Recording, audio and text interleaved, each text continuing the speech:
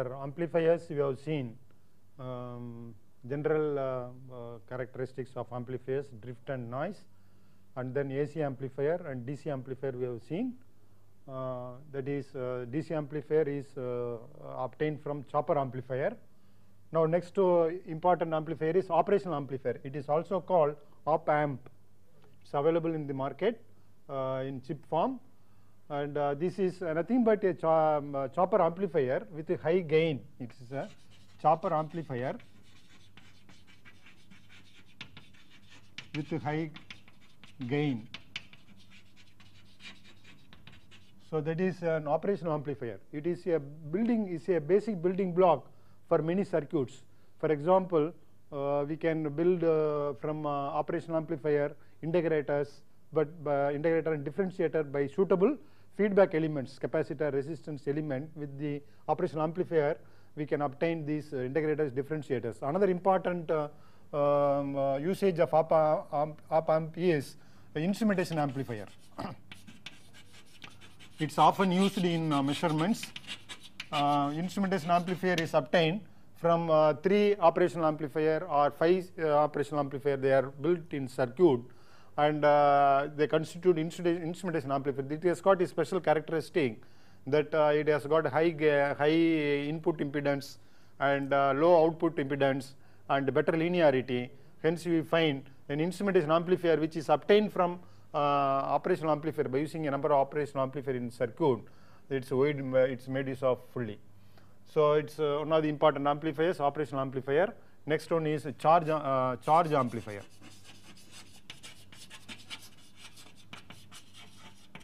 These are the amplifiers. Charge amplifier is widely used along with the transducers made up of capacitors, piezoelectric transducers. They got the common property, their output resistance is very high. So when output resistance is very high, any instrument to read this output voltage, the voltage output from these transducers should have 10 times this resistance. So such an instrument or amplifier is not there. So capacitor, it's a piezoelectric crystal, almost it's an insulator, and so many mega ohms, and 10 times this mega ohm you should have. So such amplifier, ordinary amplifier may not possess such very high input impedance. In such cases, we go for charge amplifier. So main characteristic of charge amplifier is its input impedance is very large. So when it is connected with piezoelectric transducer, for examples, so charge and voltage amplification takes place, and we can make use of it. So charge amplifier is obtained again from operational amplifier. Yeah, it's built with a suitable feedback. I think capacitor feedback is there for charge amplifier. Capacitor feedback with a operational amplifier constitutes a basic circuit for charge amplifier. The detail we need not go into that. So that is a charge amplifier main characteristic. Its input impedance is very large. So we go for usage with the capacitor transducers and piezoelectric transducers. And the next one is impedance transforming amplifier. Impedance transforming amplifier. Actually, it doesn't amplify the voltage, but still it is called amplifier. The gain of this impedance transforming amplifier is around 1 and less than 1 sometime. But the main use is again in such transducers, the output impedance is very large.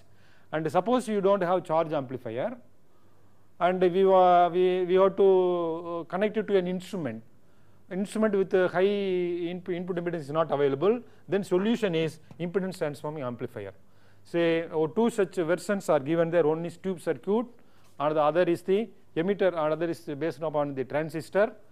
One is called cathode follower, another is called emitter follower, but both of them belonging to this impedance transforming amplifier. See, input voltage is here. You just check the input voltage. This may be coming from this may be the piezoelectric crystal. So it is say for example it is connected like this. So it is insulating material, so output impedance is very large, and here also you will find grit and the cathode, it is more or less open circuit. That means here input impedance is very large. So, so input impedance is large, that is an large impedance circuit is converted into, say this is R, into a output impedance. Now the EO is the output voltage from this impedance transform amplifier. That output resistance is of the order of R, maybe R of 100 ohms.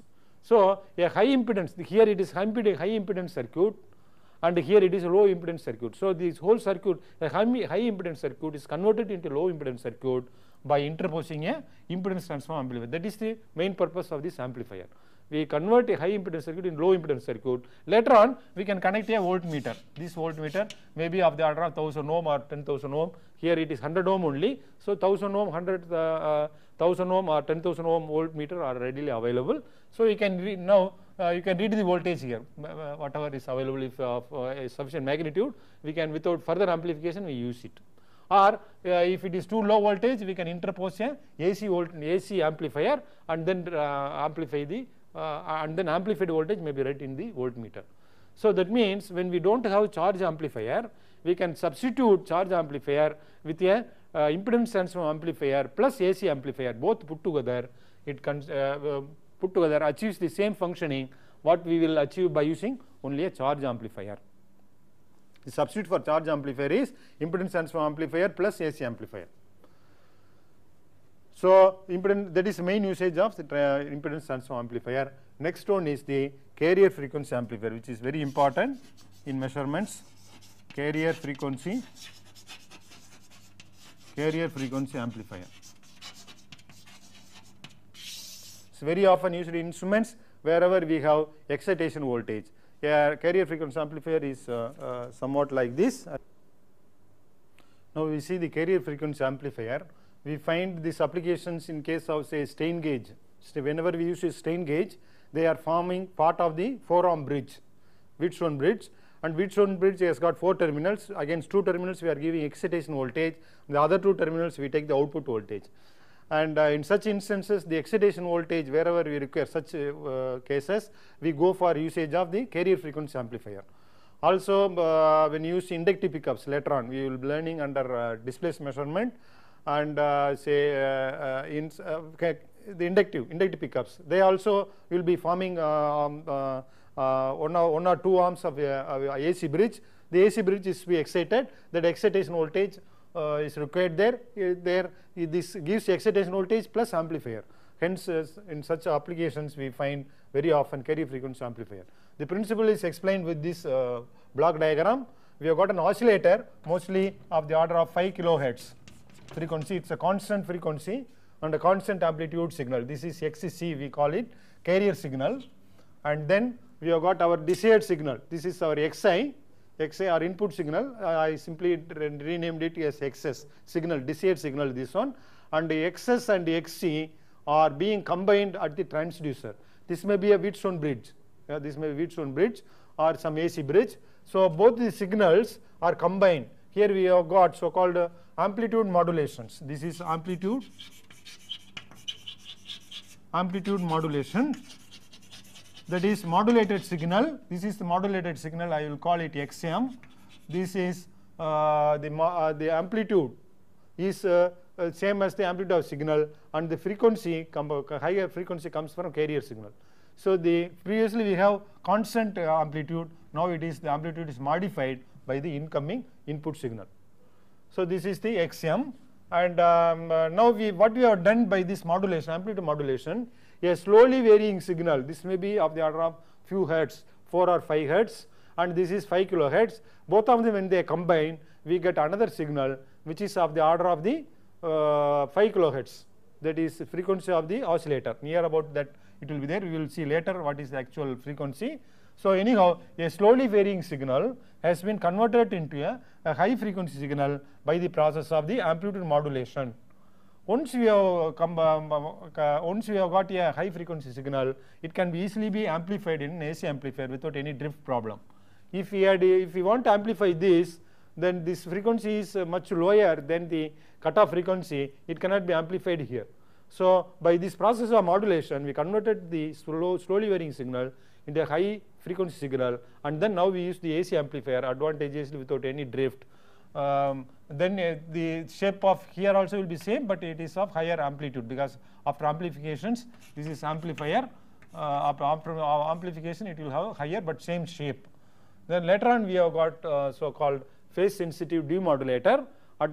There we have got some synchronizing signal.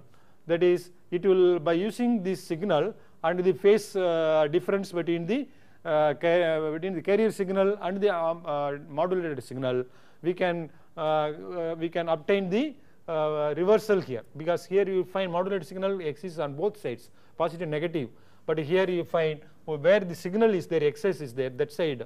The other side is brought this side, so that now you have got the shape of the so once after amplification, our job is to extract the desired signal. The whole process is done to amplify this signal. That is the process, that by using carrier frequency amplifier we are amplify the signal voltage, but we cannot directly amplify here, so we use the modulation. So after modulation we have got AC signal, and now it is after amplification, after AC amplifier, our job is to extract the desired signal from the amplified signal. So this is the first stage, phase sensitive demodulator. The demodulation is the negative of the modulation process to extract the signal. So we get this shape, but still it contains a high frequency signal, even though the overall variation is desired signal, but this high frequency content is filtered away by passing it through a low pass filter. So afterwards we find you got the output signal same shape, and probably you have to draw a little larger, because after amplification we are getting, so with the larger amplitude we will have. But if you don't have so smooth signal, but we have some ripples, some of the ripples will be left over, but still that will be of very high frequency, but you don't note when we read it in an instrument, because pointer may not follow the such quick variations. So finally we have the overall change only we will note. So that means we have amplified this signal by having this so-called carrier frequency amplifier. That is a physical explanation how the carrier frequency amplifier functions. But what is the mathematical treatment? See, XS, now if you, the amplitude modulation is nothing but a multiplication of the desired signal with the carrier signal. So if you call modulated signal as XM, XM is equal to XS desired signal into XC carrier signal. Suppose XS is AS sine, it is sine function, omega S t, that is our signal variation, that is this variation, into XC, call it amplitude is AC sine omega C t. If this is the modulated signal. Now this can be written in a different way. From trigonometry we can write it AS into AC by 2 sine of omega C minus omega S t plus pi by 2 plus pi by 2. So this is our sine term plus AS into AC by 2 sine of omega C plus omega S t minus pi by 2. So this is the modulated signal. Now we find the modulated signal contains two side frequencies. These are the side frequencies. Due to modulation, we have got two side frequencies, omega C minus omega S and omega C plus omega S. So these are the two side frequencies. That means, suppose omega C is equal to omega C is equal to 5 kilohertz in terms of kilohertz, and omega S equal to say 10 hertz correspond to 10 hertz. Then modulated signal omega M modulated signal will be 5010 and 4990. These are the two frequencies of the modulated signal, but we find that it is very near the, or it is varying around 5 kilohertz. And suppose omega C is equal to 5 kilohertz and omega S is varying 0 to 10 hertz. If that is the case, then omega m will be varying 5010 to 4990. So this is variation, but anyhow the frequency is around 5000, around 5 kilohertz. That is why we are able to amplify AC amplifier cutoff frequency by 100 hertz. So it is very high than cutoff value. So AC amplifier amplifies the modulated signal. So these are the side frequencies. As you have seen in the carrier frequency amplifier, a small varying signal is made into a high frequency signal where it can be amplified. That is one of the main use of the carrier frequency amplifier. Secondly, any disturbance from the transducer to the amplifier, suppose transducer is few hundred yards away from the amplifier, and when the signal is passed from the transducer to the amplifier, there may be some power line that may create some voltage there, and the power line we know it is of the order of 50 hertz. So when that noise comes to the amplifier, amplifier cutoff frequency is of the order of 100 hertz. So any noise entering into the wire also can be filtered. This is additional advantage of using carrier frequency amplifier. There is no error signal or the disturbance can enter through the wire carrying the signal from transducer to the amplifier. That can be filtered by the AC amplifier because of the high frequency cutoff of the AC amplifier. And as part of the carrier frequency amplifier, we have phase sensitive demodulator. And what is the function of what is function of phase sensitive demodulator? How it is achieved? We are just seeing here. Suppose this is the carrier signal which is coming from the oscillator, and this is your desired signal, and the XM, that is modulated signal, superimposition of these two things on both sides, that is our modulated signal. Now that is modulation is over. Now demodulation can take place in any one of the four ways. First one is off wave, non-phase sensitive. Off wave means only from the x-axis all the signal available on the positive side alone is left. That is, if you take one full cycle, one full wave up to here, this is up to one full wave from this point to this point. In this one wave, only one cycle, only half the cycle alone is there. That's why it's half wave.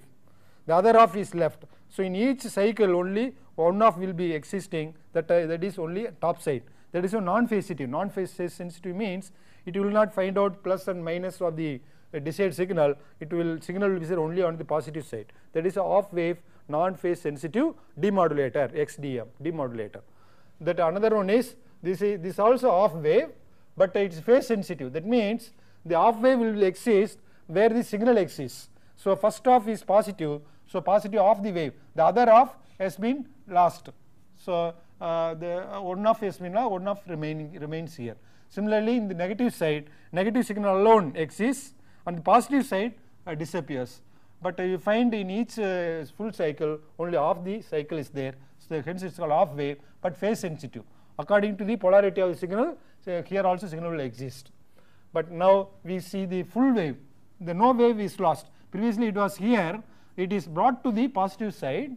That is, for non-phase sensitive mean only positive side. The last one is brought to the positive side by suitable diode circuits. So no wave, no full cycle is lost. It's brought this side. But problem here is non-phase sensitive, only positive side. This also of not much use. So first, what we have in such a carrier frequency amplifier is full wave phase sensitive. That means the other half also brought this side, and to the side where the signal exists. So we find without losing the strength of the signal, all the signal is brought to the same side where the signal exists. So we find phase sensitive, full wave phase sensitive.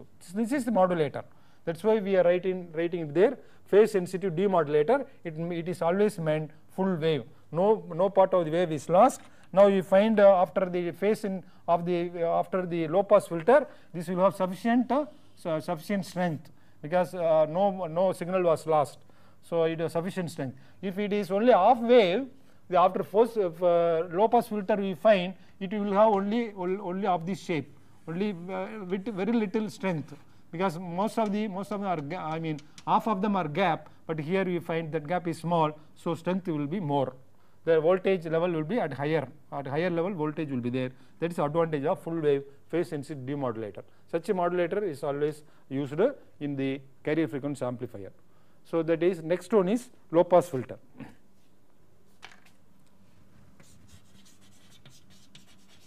Low pass filter is often used in mechanical measurements, since the mechanical signal is of the order of say a few hertz, 4, 5 or 10, by maximum maybe 10 hertz.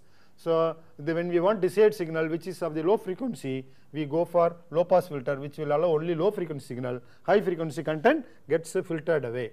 A typical low pass filter is an RC circuit, resistance, capacitance. So this will be the EI and this will be EO. R and C are the resistance and capacitance. You find this will contain the both high frequency and low frequency signal, but when it comes out, the high frequency content, it gets short circuited. Capacitor can pass through it, so short circuited. Only low frequency component comes here. That is physical explanation how this circuit functions. In case you want a high frequency high pass filter, interchange this place. Put the capacitor here, put the resistance here. Then you will find only high frequency signal can go through the capacitor and low frequency signal gets cut off. That is opposite of the low pass filter, high pass filter. So how the if you apply the Kirchhoff's law, you will find EI is equal to RI. If I is the current flow through the circuit, RI plus this is voltage drop across capacitor is taken as output voltage, so EO. Now the I is equal to, we know I is equal to the current flow through the capacitor, I is equal to dq by dt, and q is equal to this is equal to d E0 C, because q is equal to C into EO, so dO by dt. Now substituting here, you find EI is equal to RC dEO by dt plus EO. Now taking out EO outside, EO into RC, RC we can put it as time constants, EO 1 plus tau d, where d is the this is our capital D, differential operator capital D. So you find EO by EI, in other words, EO by EI is equal to 1 over 1 plus tau d. So this is a typical equation we have seen for a first order system. To find the magnitude ratio for a sinusoidal input signal, EO by EI, I omega magnitude is equal to, substitute d by I omega is a complex number, so you find root of 1 plus omega square tau square. So this is magnitude ratio of the input to output losses. So you find a low pass filter functions as a first order system with a magnitude ratio of 1 over 1 plus 1 over root of 1 plus omega square tau square. Now what are the functions to be achieved by the low pass filter in the carrier frequency amplifier? One, it should pass the low frequency content.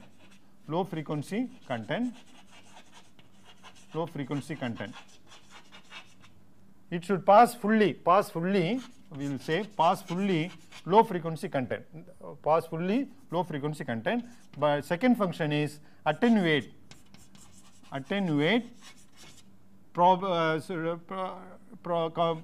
completely, for example, completely high frequency content.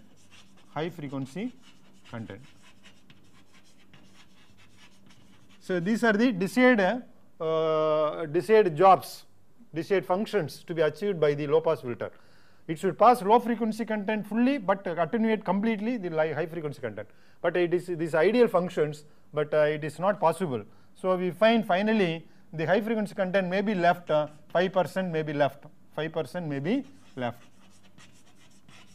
because to realize a time factor, time constant to attenuate completely, it's not possible. So we allow very little portion of the high frequency content. This is this is going to be EI, containing low frequency and high frequency content. So high frequency content around 5% ripple. That's called 5% ripple. It's called 5% ripple. Is allowed in the output of the low pass filter, but it should sufficiently pass the low frequency content without much attenuation. This is what is to be done. So we have to, when we design R and C, we have to select suitable time constant tau so that these two functions are achieved. For example, we have the XC, so the excitation FC is equal to 5 kilohertz.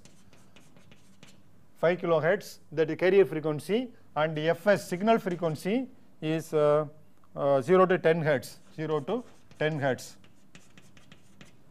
In that case, the frequency of the frequency, we know the modulated frequency varies 4990 and 5010, but we find the demodulated signal will be twice this frequency. It is twice the FM, that is our FDM, that is frequency of the modulated signal multiplied by 2 will be the demodulated signal, because we will find here twice the frequency of this. That is approximately demodulated signal will be having twice the modulated frequency. So that is the frequency of the high frequency content. High frequency content will be having a twice the modulated frequency, and the low frequency will be same as the signal frequency. Now here suppose signal frequency is 0 to 10 hertz, and then in this case FDM will be so twice 5010 and 4990, so twice. So this is the case. So 10,020 and 9,980. This is the FDM, that is demodulated signal will be having this much frequency, that is high frequency content will be having a high of this frequency, and signal will be having up to 10 hertz. Now for this one, if we can allow 5% ripple, what should be the time constant? So for this 5% ripple we are allowing, so its magnitude ratio is 0.05 when omega is omega dm. So it's let it be lower value, so that the whole thing will be maximum. So we have got the lower one, so the ratio becomes maximum. Maximum value should not be more than this. So we have got the substitute this term here. This is equal to 1 over root of 1 plus tau square into omega square is 2 pi into 9980 whole square. That is equal to 0.05. So here we get from this we can find out tau is equal to, it has been calculated, tau is equal to 0.32 millisecond, 0.32 millisecond. That is what is the time constant for a 5% ripple. Only 5% of the high frequency content will be there. But now we have to check whether these time constants allows the 10 hertz low frequency signal as it is without much attenuation. So we find out what is this X, that is our XO by XI or EO by EI. Yeah, we got EO by EI for the desired signal, I omega for the desired signal. This is for signal is equal to 1 over root of 1 plus, now tau squared is 0.32 millisecond 10 to the power minus 3 whole squared into omega. Omega is now 10 hertz. 10 hertz, that is 2 pi into 10 square. So that is the magnitude ratio for the signal, and that comes about 0.99998. So it is it's near about 1. So the this filter passes the low frequency signal as it is. But there are instances, there may be instances you find for 5% ripple this time constant allows only one third or half the low frequency signal. In such cases we go for the double RC filter, double RC filter, that will solve the problem in case this is not satisfied. Yeah, now this is the double RC filter we adopt when we are not getting the desired passage of the low frequency signal. When it is too much attenuated for 5% ripple, then that problem is solved by using a double RC filter. Construction is this one. This is up to say point, this if you call point AB and this is CD, and this is EF. So between A, B and CD, we have got one filter, one RC filter. Between CD and EF, we have got another RC filter. So when this is a input signal, input circuit to the existing circuit, that we know to avoid loading effect, the impedance of the input circuit should be 10 times. That's why you find here R, here 10 times R. Here C by 10. That's impedance of this will be reciprocal of this. So you got C by 10 will have the 10 times impedance than the C value. So both the R and C are the impedance due to C is magnified. So we find this circuit is not loading the existing circuit. So this is a typical double RC filter, and you find time constant of this circuit, earlier circuit, is RC. Here also 10R into C by 10, giving rise to again RC, RC. That means time constant of both circuits are same as tau. That's how you find EO by EI for the full circuit. So 1 over for this circuit 1 over root of omega square tau square, and from here to here again 1 over root of 1 plus omega square tau square. So both multiply, you got root disappears here. So the magnitude ratio for the full double RC filter is this one. So this in this case you take an example that is FC is again 5000 hertz, 5 kilohertz what we are using, and suppose signal is varying 0 to 500 hertz. If this is the case, how the single RC filter? Now we will take single RC filter. Single RC filter, what it does for this signal, for this pair, what it does, we can work out in the same way as we have done earlier. Now you find the FM will be 4500 to 5500. So FDM is double this, so 9000 to 11,000 hertz. So we take the smaller value. So if you work out 0.05, that is ripples allowed 1 over 1 plus omega square 2 pi 9000 square into tau square. Now that is single RC filter. So tau you get from here as 0.35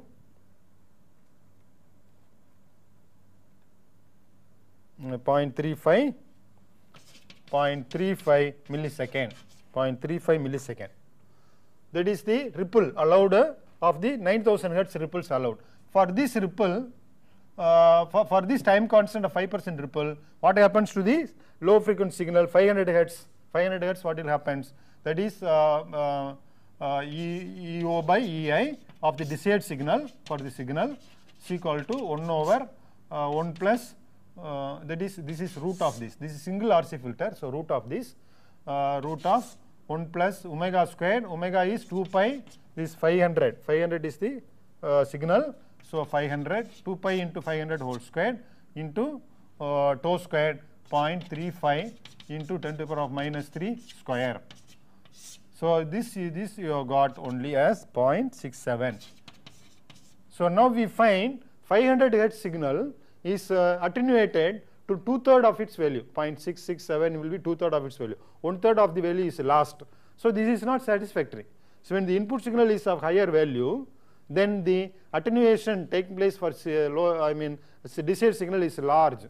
So in such situations, we go for the double RC filter. Now we apply for the double RC filter. Double RC filter. Now give these signals, that is demodulated signal, instead of to the single RC filter, give it to double RC filter. This will be EI.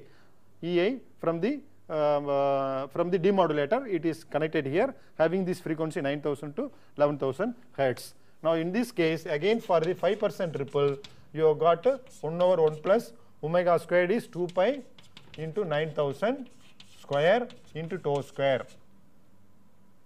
Here tau is equal to 0.077 millisecond, that is millisecond.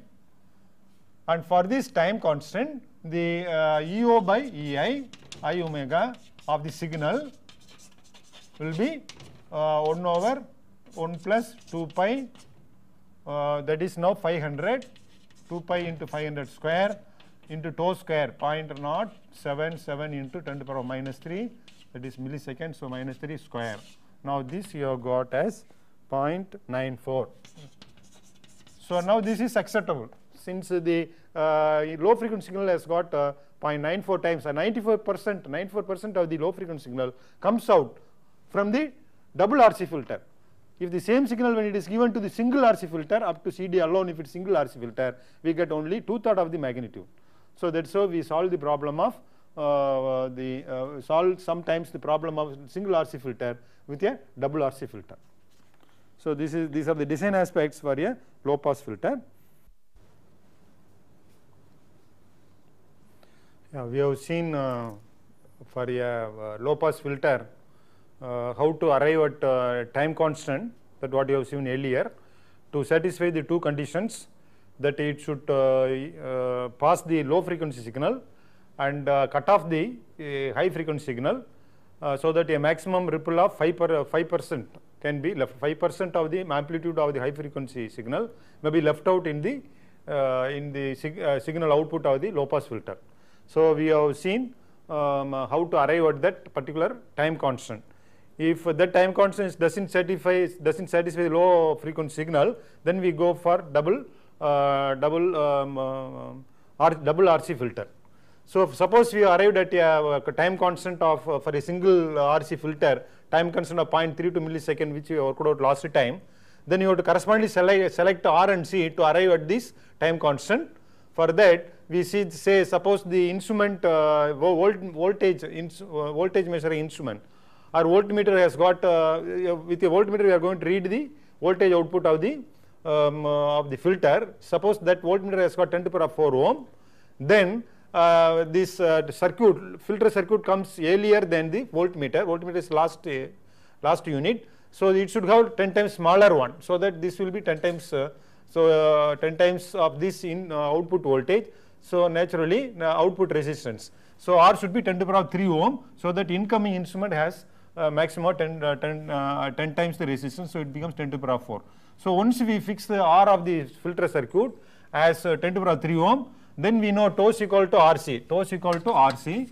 So R is already 10⁵ ohm. So the capacitance will be equal to 0.32. This resistance comes here 10 by, again you divide by 10⁵.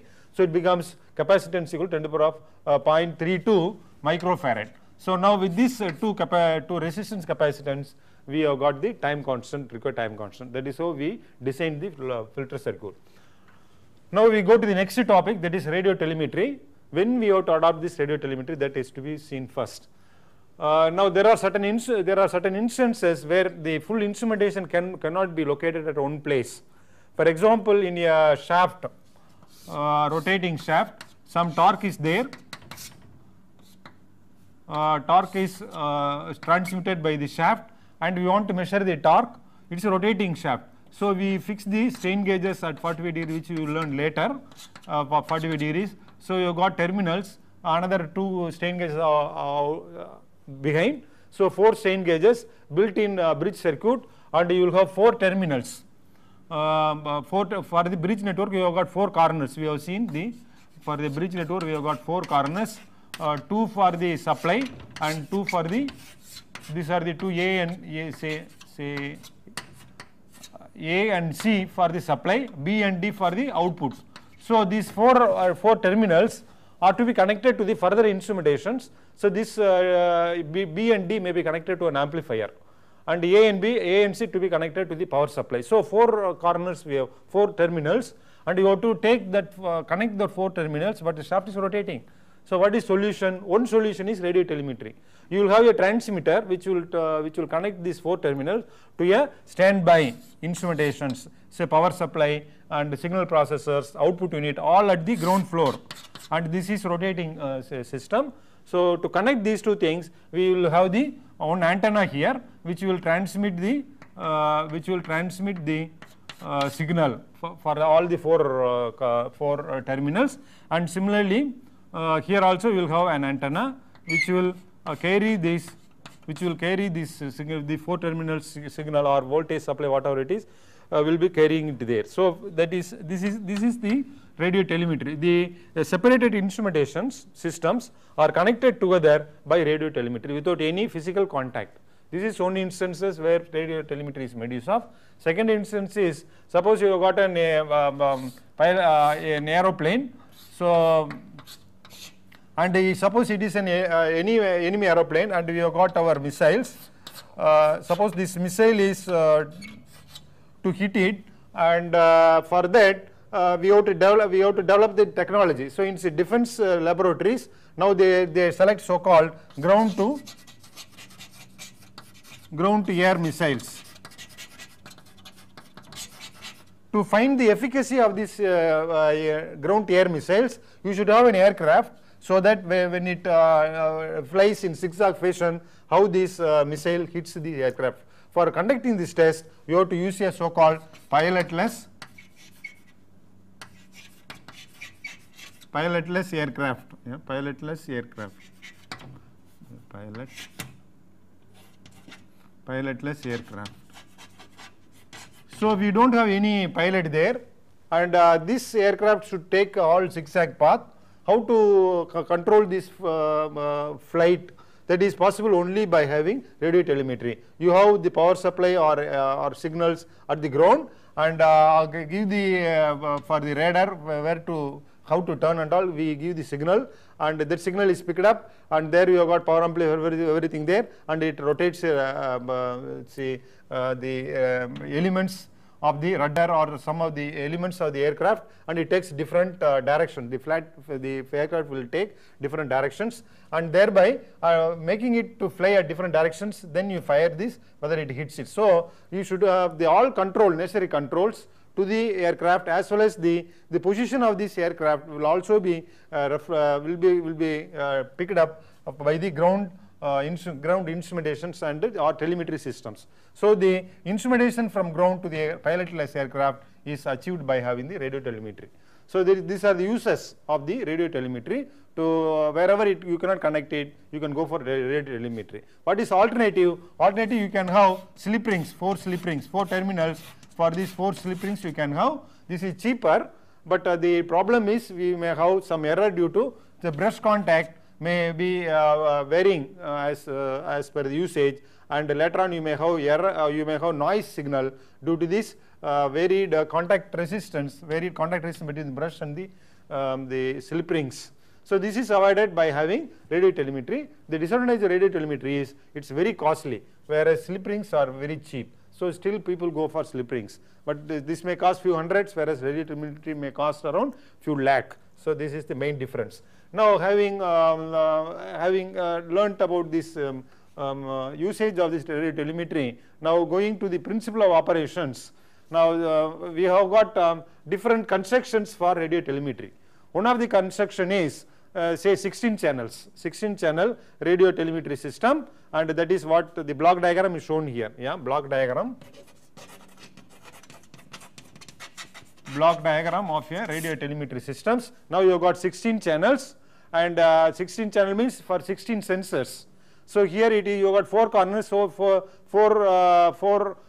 channels are sufficient for a bridge network. But you have got what is available in the market is 16 or 32 like that. So for example, if there are 16 channels, you can also have 16 sensors, 16 sensors or instruments, transducers, and for each transducer's output may be varying between minus 2.5 volt to plus 2.5 volt.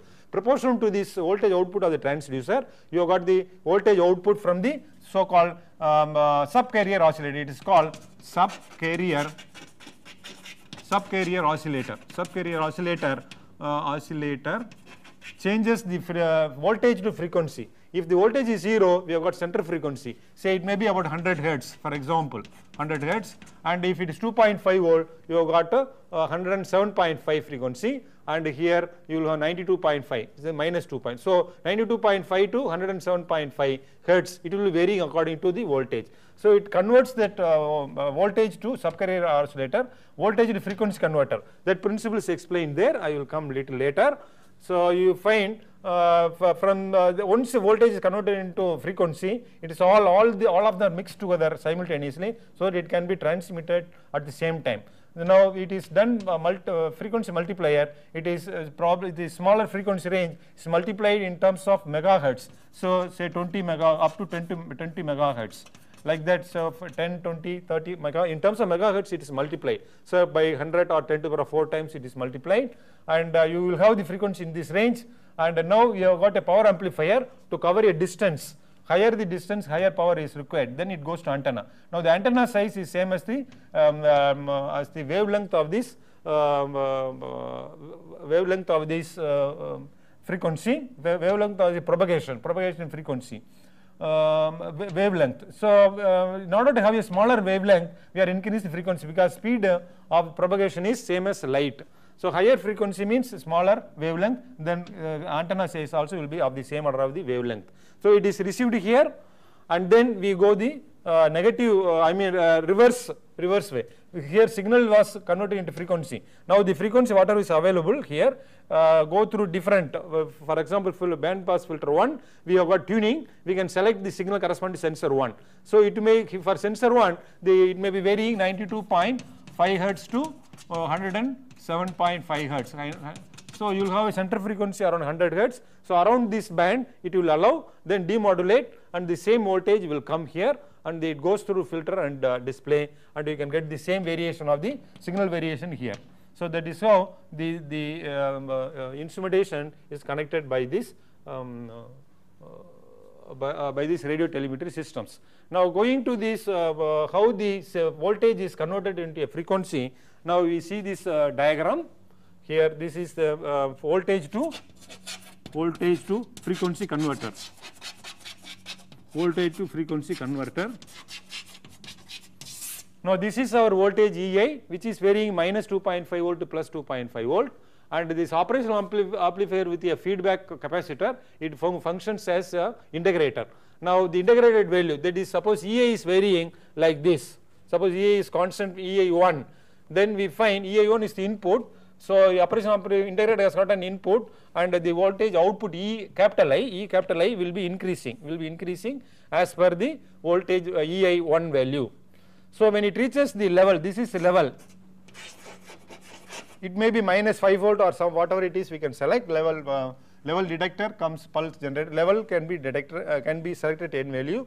When the integrated voltage reaches this, then one pulse is generated by the pulse generator. When the EI is increased to 5, the level detector detects that, and then one pulse is made, one negative pulse, which is maybe minus 10 volts or something like that. So one pulse is made.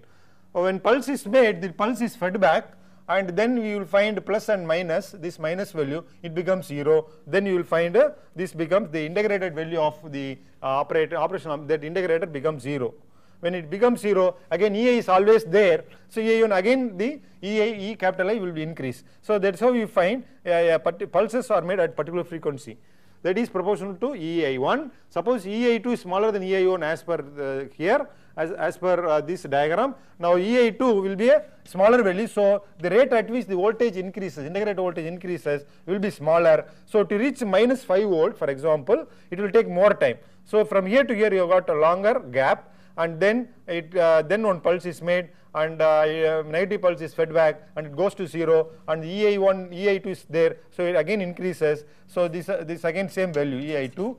So you find for a smaller value of EI2, you find the frequency has reduced. So you find the frequency of the output is proportional to the voltage here. That is how the subcarrier oscillator, this is subcarrier oscillator, converts the voltage developed by the sensor into a corresponding frequency, and then this frequency is multiplied here, and it is linear mixing all together so that it can be transmitted. So that is how the radio telemetry functions. Yeah, with this we complete the so-called the fundamentals of measurements. That is our fundamentals of measurements. And later we will see, that is we may call as second part. Up to this we may call as for part 1. So in second part we will have the specific measurements like velocity, like displacement, velocity, acceleration, force, torque, temperature, flow, pressure, and so on. So that will be second part.